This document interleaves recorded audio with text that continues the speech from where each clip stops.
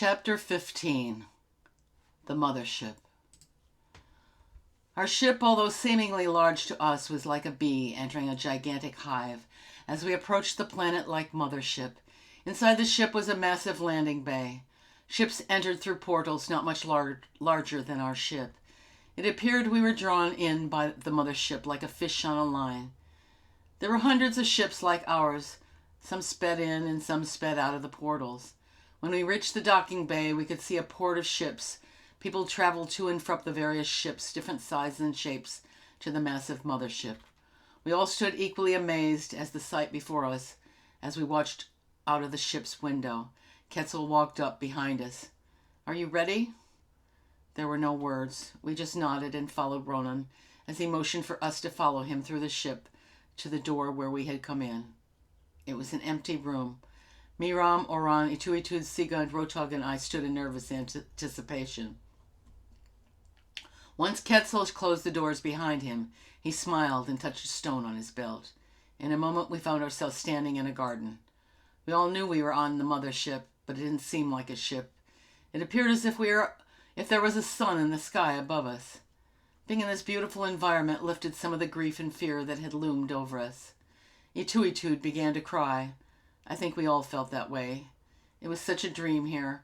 Quetzal led us to our accommodations, which was much like a hotel ready with anything you may need. No matter how comforting, we couldn't stop thinking of our mission of the records, since we had missed the water ship. Quetzal explained to Miram that it wasn't time for us to go back to Terra. We had to wait. Miram told us that we needed to wait to return after the earth changes had subsided. The inner part of the ship was where the living quarters were located. It was surprisingly comfortable. It did not give the impression we were on a ship at all. The mothership had its own unit that served as a sun. There were parks like the one we were in when we arrived. It had trees and flowers. It was unbelievable. At times we would forget that we were on a ship, and then the presence of a robot and or android would bring us back to reality. For the first few days, we were reunited with others that had been rescued. It was such a blessing that the Arons had stepped in to help. Had they not, we were sure that many of us would be dead. For those that weren't so lucky, we held a memorial service in which Miram led people in chants and prayers. Even some of our new Aron friends attended. We were free to come and go as we pleased. For a while, Oren and I took this time to spend alone with our mates. Our close call with death had made us all realize how precious our moments together were. It was like a vacation. We would take walks in the park, swim in the pool, and generally take it easy. Those of the one would play games and entertain one another. Even Rotog joined us. We tried to forget what was happening to our planet below. It had been such a traumatic experience for many that it was best to suppress the experience for now. After a few weeks, we all became a bit restless. Ituitud was both amused and fascinated by the robots and androids. She was permitted to visit their scientists and observe the construction and repair of their mechanical creatures. It was like being in school again for Ituitud, and she found that she had a lot to learn. Miram spent time with the spiritual leaders of the Aran ship. They discussed the future of the Atlatians, both on the ship and those who still were alive at Atlatia. Much would need to be done when we were able to return. Oren and I tried to document all the experience we had since we had left Atlatia. It was difficult because we couldn't operate the sophisticated computers of the Arons, but we weren't easily defeated, not even by technology.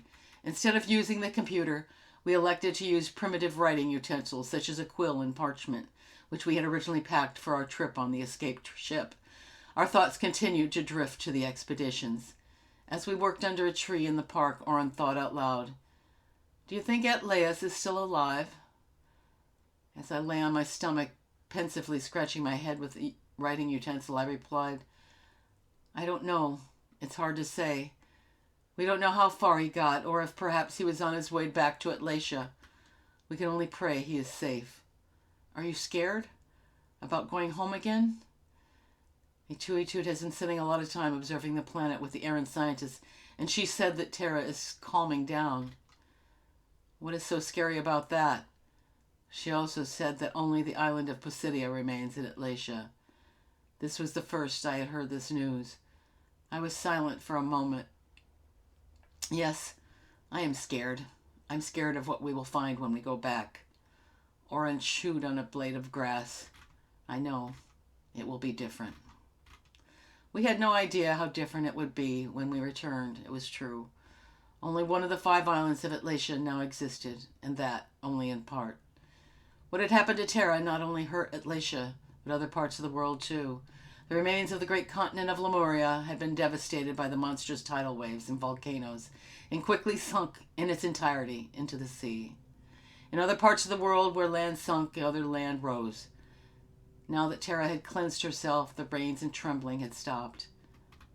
Now, where 2 of the greatest countries in the world, Lemuria and ATLATIA, had stood, there were oceans of water, the mass of which the earth had never known. The face of Terra had changed incredibly. Races of people had fled their homelands in search of safe ground. It was a very different place in other respects. Countries had changed, leaders had changed, and governments had changed. There were some who had survived this cataclysm, and now had begun the long period of reconstruction of ATLATIA. Miram, Etuitud, Oron, and I were amazed as we saw in the monitor the activity that was occurring in ATLATIA. We half expected that there would be no life there. As you see, there is much activity there. Many have come back to the remains of ATLATIA. Quetzal hit another button so that we could see primitive ships docking. Our expedition! They've returned. Oron was sure that his friends made it. No, Quetzal explained. Not yet. They have settled in the new lands. Those of the sons of Bilio have returned to take over ATLATIA, Miram reported. I couldn't believe that she had never told me of this. You have known this all along? Yes. There was no need to alarm anyone. It was best that we all recuperate the best we could without worrying about that. We all have difficult days ahead of us now. Yes, Quetzal told him. It is now time for you all to return to your planet. Some of your people have expressed a desire to remain here and work on the mothership. You have a choice. But I also must warn you that if you choose to remain, you will never return to ATLATIA again. This will be our last contact with your world.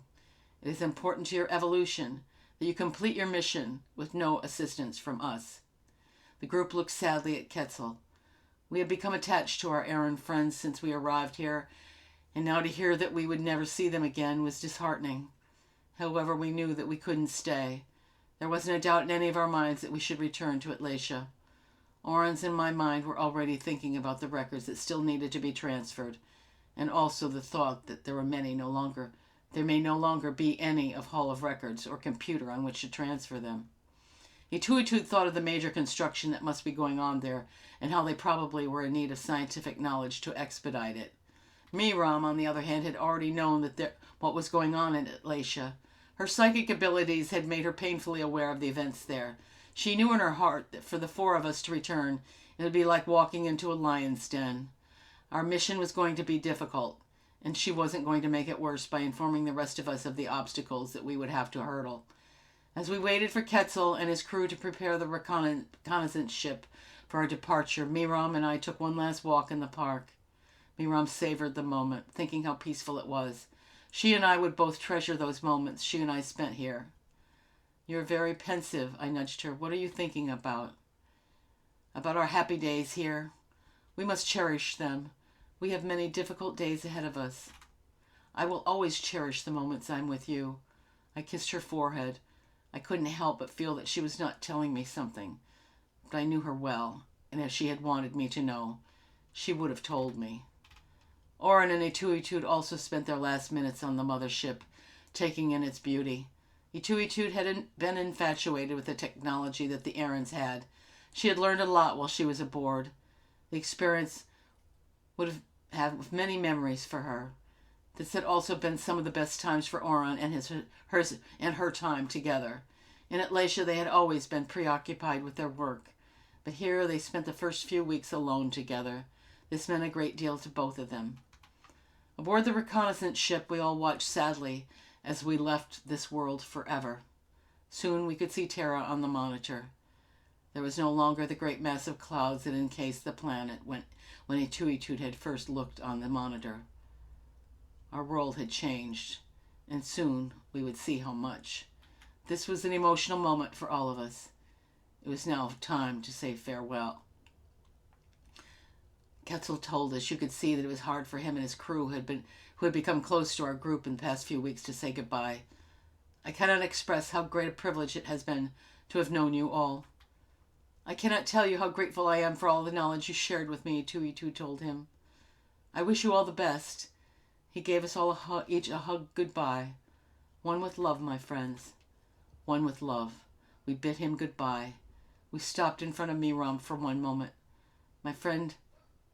He stopped in front of Miram for a moment. My friend, I shall truly miss our contact. I as well. I know I shall see you on another plane. Until then. Before they could say another word, Ketzel touched his belt, and Oran, Tuitu, Miram, Sigun, and I dematerialized before them. Rotog had chosen to stay. All of our lives had been changed by this very special relationship with the Arons. Ketzel prayed that they would again be able to establish a relationship someday like this with us again.